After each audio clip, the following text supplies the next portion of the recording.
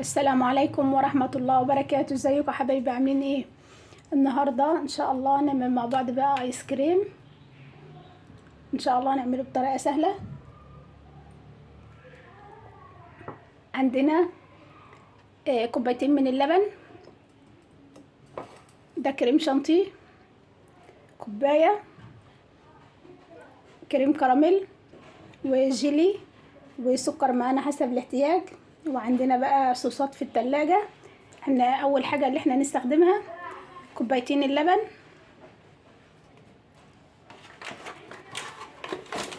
احنا في العادة باكل كريم كراميل علشان نعمله معانا على النار كريم كراميلا. اللي باكو بياخد كوبايتين من اللبن. احنا عايزينه مش عايزينه تقيل، احنا عايزينه خفيف، فهنضيف 3 كوبايات من اللبن او كوبايتين لبن وكوباية مية. حاليا ما عنديش لبن زيادة فاستخدم كوباية مية.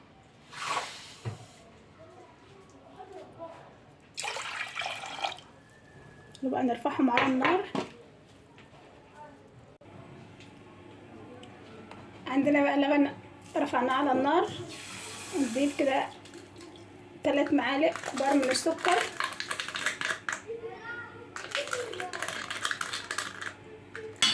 وبعدين هنبقى نشوف الطعم. ونضيف باكل كريم كراميل،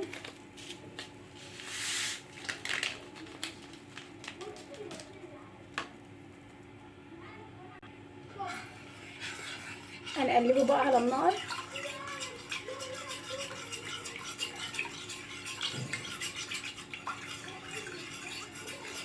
هيغلي معانا ونغطيه بكيس تلاجة ونسيبه يبرد وندخله بقى التلاجة. احنا عايزينه يبقى ساقع.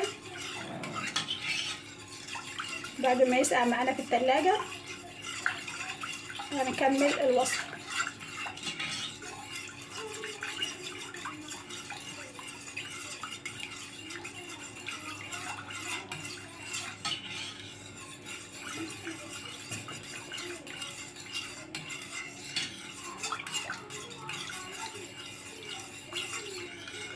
ده الخليط ده معانا تماما.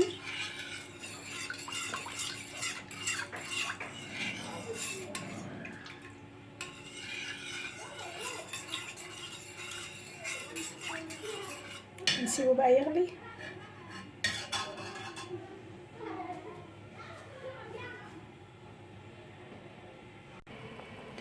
الكراميل غلي معانا بالشكل ده. هنشيله بقى من على النار ونسيبه يبرد تماما. وطبعا هو لما بيبرد بيتقل.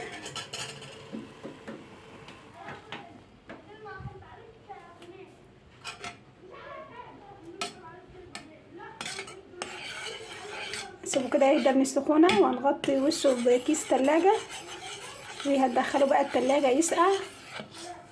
هنشوفه ان شاء الله بعد ما يسقع. الكاستر بتاعنا بعد ما سقع معانا هنديله بقى كده ضربة.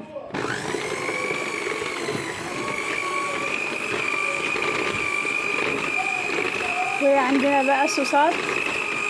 صوص فراولة، ده صوص انا عملته من جيلي الفراولة.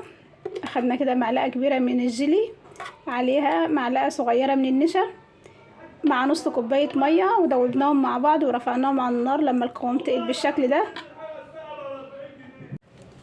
عندنا بقى الصوصات. ده صوص شوكولاتة،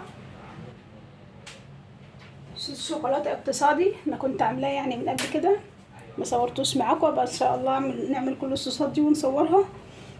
وده صوص توفي او صوص كراميل وفانيليا. يبقى نعمل ان شاء الله الايس كريم ب4 نكهات مختلفة. وبقى نضرب الخليط بتاعنا.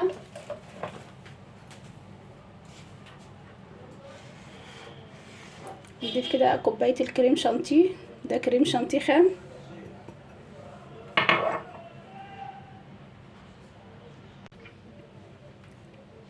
نص كوباية مياه ساقعة بنفس الكوباية. بسم الله الرحمن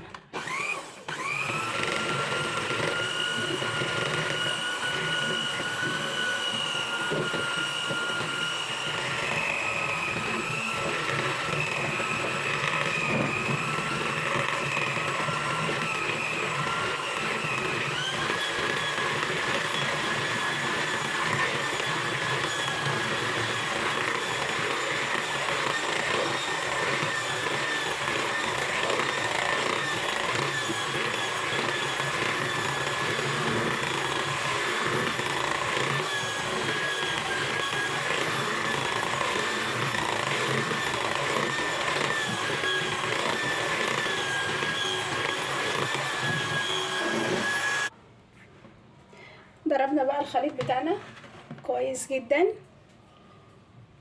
قوامه بقى تقيل بالشكل ده.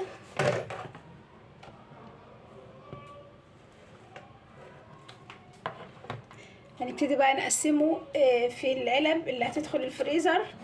العلب مثلا بالشكل ده، او علبة بلاستيك، اي علب بقى متوفرة عندنا هنقسم فيها الخليط.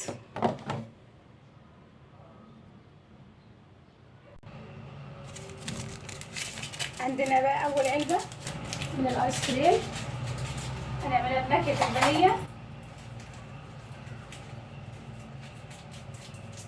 بدل ما نقسم في اطباق بلاستيك ونضرب الصوصات وبعدين نفضي تاني في العلب اللي احنا هنستخدمها، كده اوفر طبعا واسرع. وبنبدل الخليط بقى طبعا، بنشوف بنوديه في كام طبق كده. احلى حاجه الطبق اللي احنا العلبه اللي احنا هنشيل فيها الخليط في الفريزر، نخلط فيها الصوص على طول.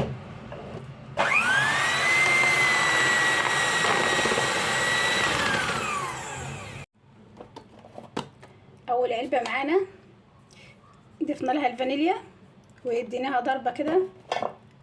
تاني علبه بقى عندنا صوص كراميل او صوص شوكولاته. بسم الله الرحمن الرحيم.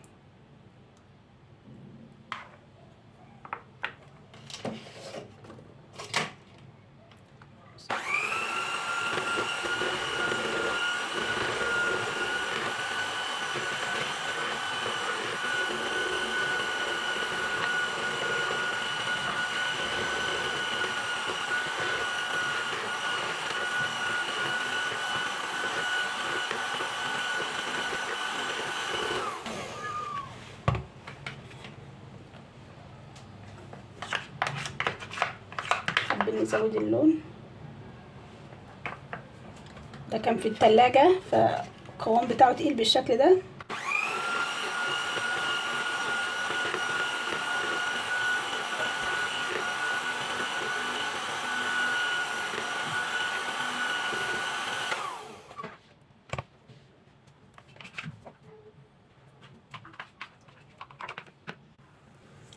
ضربنا صوص الشوكولاتة،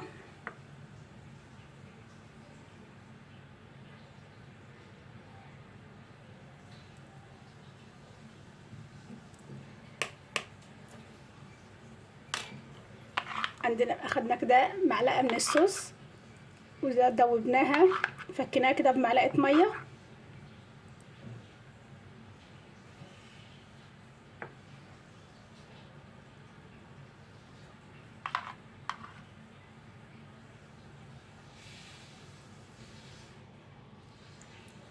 نقفلها بقى وندخلها الفريزر. ناخد في الفريزر حوالي 6 ساعات.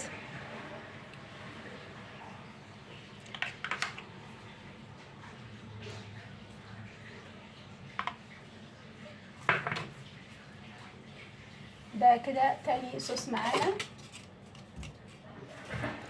تاني ايس كريم.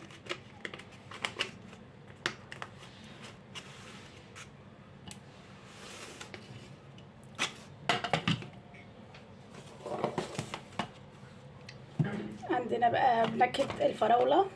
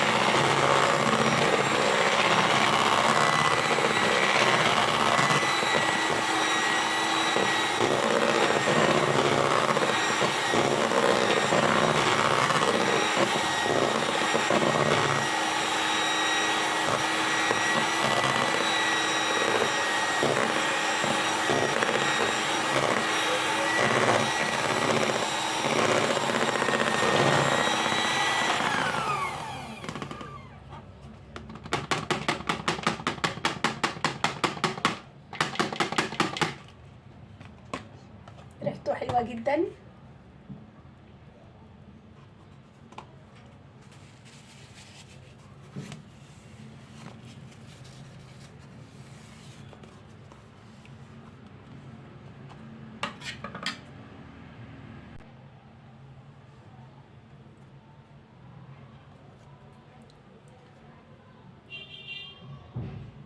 عندنا بقى صوص الفراولة.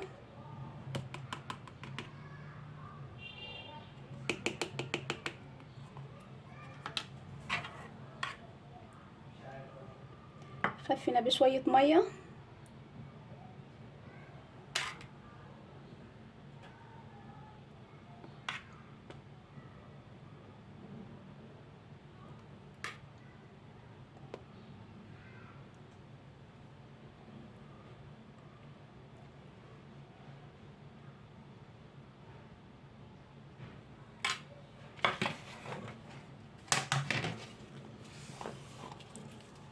كده تمام. هندخله بقى الفريزر.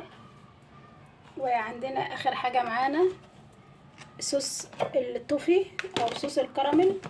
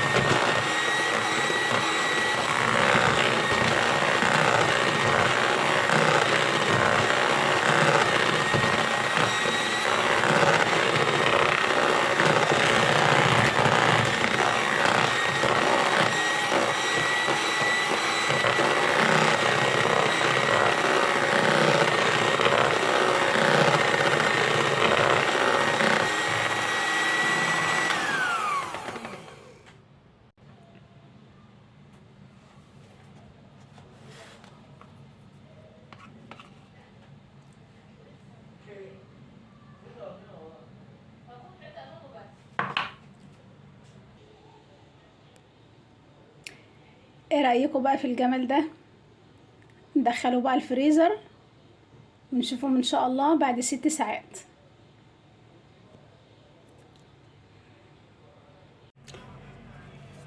شوفوا الجمال ده بتاعنا بقى بعد ما اتجمد. تعالوا بقى نعبي البولات بتاعتنا. بسم الله الرحمن الرحيم. طلعته كده من الفريزر حوالي 10 دقايق او ما كملوش، يعني 10 دقايق.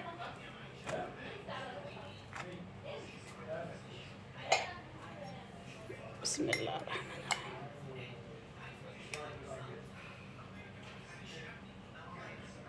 عندنا بقى ضيوف، نقدم لهم بقى الايس كريم بشكل حلو كده.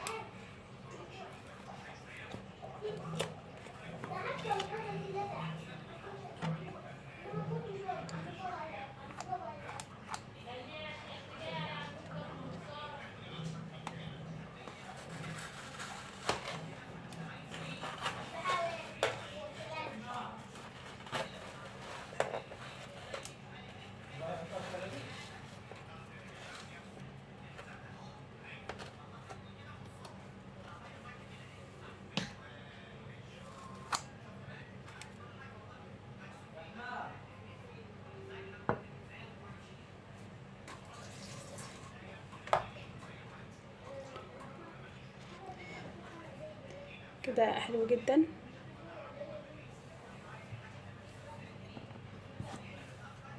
نعبي بقى كل البلاد بتاعتنا بالشكل ده.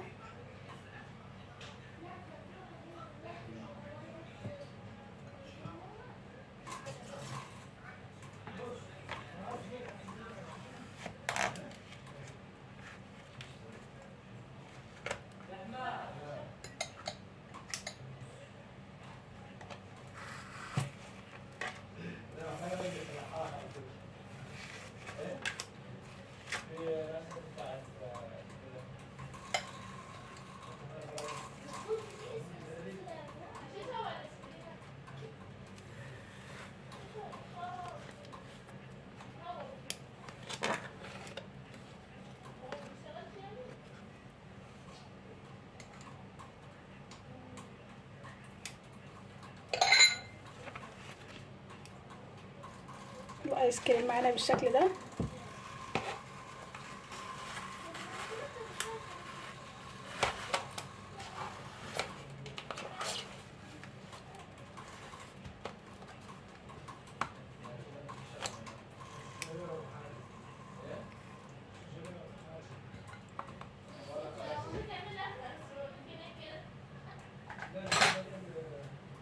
طعمه حلو بامانه، احلى من الايس كريم الجاهز. طبعا احنا عاملينه بلبن طبيعي، طعمه حلو جدا، جربوه. وعندنا بقى الصوصات اللي احنا كنا مستخدمينها، نضيف بقى منها كده على الايس كريم.